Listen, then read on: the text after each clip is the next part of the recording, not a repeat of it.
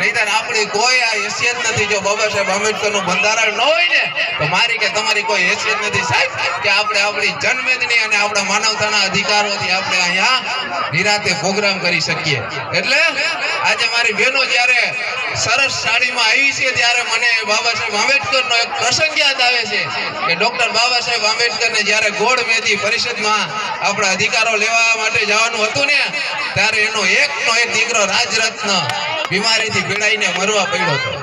ત્યારે ડોક્ટર બાબા સાહેબ આંબેડકર પાસે એના ખીચામાં થાપણના પૈસા નહોતા.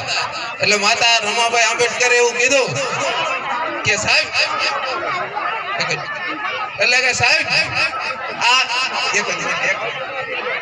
સાહેબ આ તમારો રાજરત્ન બીમાર છે તો હવે તમે કઈક દવા દારૂના પૈસા આપો.